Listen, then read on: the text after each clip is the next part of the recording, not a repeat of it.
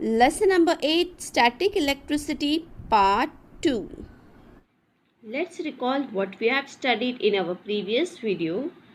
We had studied about static electricity, electric charge, attraction and repulsion, what is the origin of electric charge, frictional electricity, and effects of weather on static electricity. So, we are going to study topic gold leaf electroscope, atmospheric electric charge, a lightning strike, lightning conductor. Let's start. Take thermocol balls or mustard seeds in a bottle and shake the bottle vigorously. The seeds try to move away from each other but stick to the bottle. Why does this happen? Because the static charges developed due to the friction on the above objects. The seeds try to move away from each other because like charge develops on it, the unlike charge attract each other. So the plastic bottle attract the mustard or the thermocol balls. Rub a plastic comb against paper. Touch this comb with another uncharged comb. Take the other comb near some pieces of paper.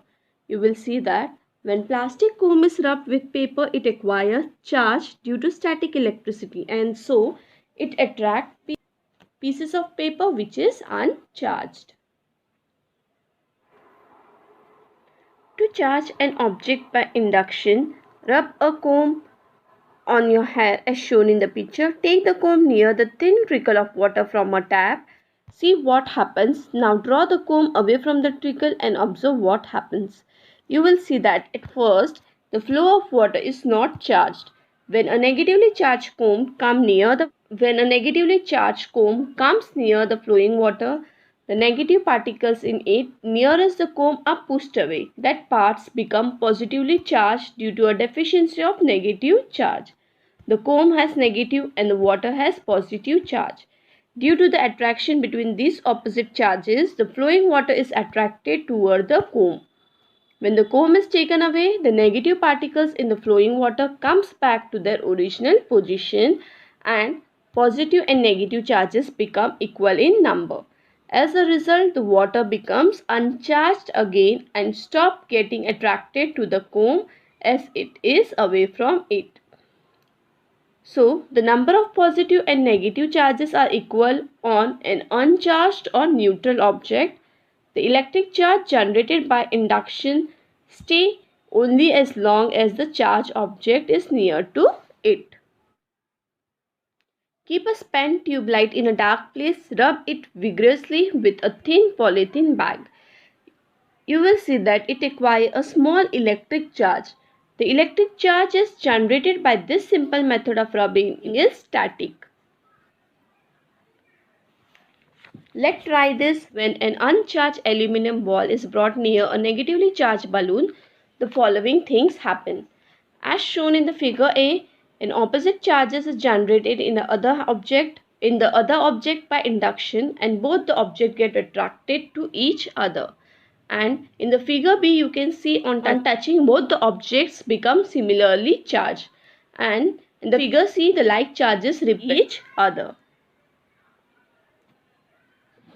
This is a simple device to detect the electric charge on an object.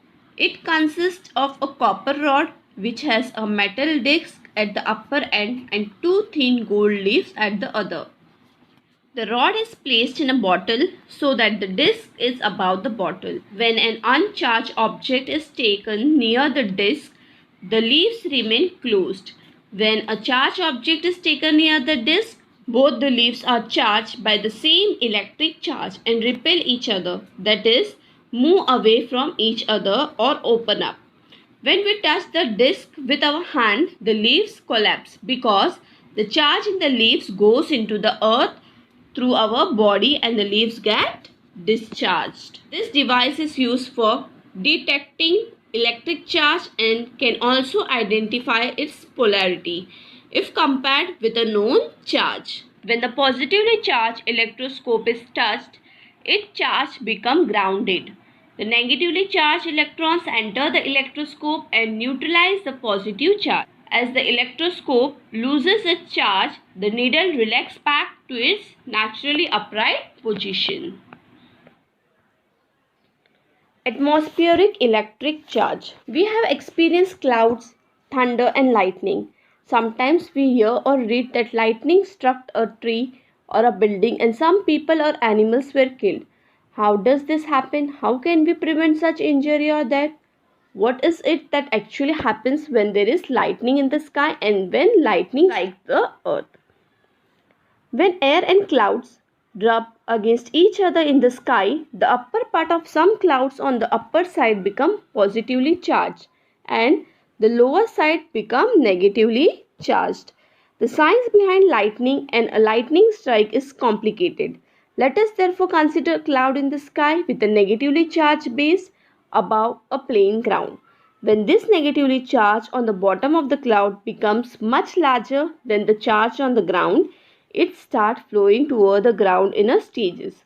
This happens very fast in much less than a second, and heat, light and sound energy are produced along with the electric current. The lightning conductor is a device used for protection from a lightning strike. A lightning strike.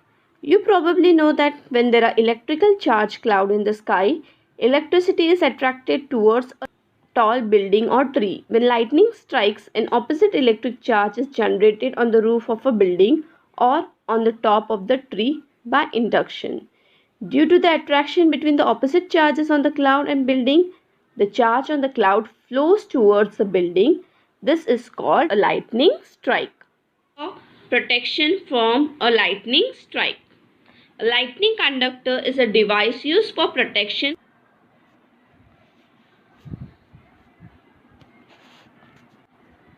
Advantages of lightning. The tremendous heat and light is generated by lightning.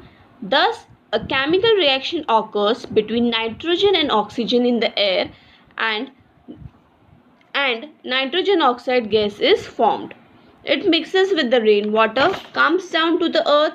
This in turn supplies nitrogen to the soil and improves soil fertility.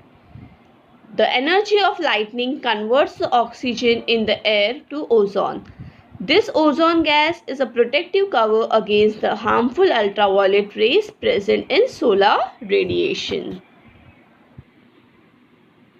It consists of a long copper strip with one end forked. This end is at the highest part of the building. The other end of the strip is connected to a plate of cast iron. A pit is dug in the ground, coal and salt are fitted into the pit and the iron plate is placed upright in the pit. There is also a provision for pouring water into it. This helps to spread the electric charge quickly into the ground and prevent damage. Whenever an electrical charge cloud passes over the building, the electric charges flowing toward the building are conducted into the ground through the copper strip and damage to the building is prevented. When such a lightning conductor earthing is fixed on a tall building, the surrounding area is also protected from lightning.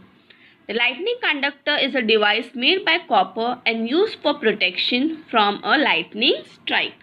Lightning conductor conduct a lightning strike from the roof of a structure by way of heavy copper or aluminum wires to rods driven into the grounds. Thereby protecting the structure, they are applied to form the lightning itself. As we had completed our chapter number 8, static electricity, hope you all have understood it very well. Thank you.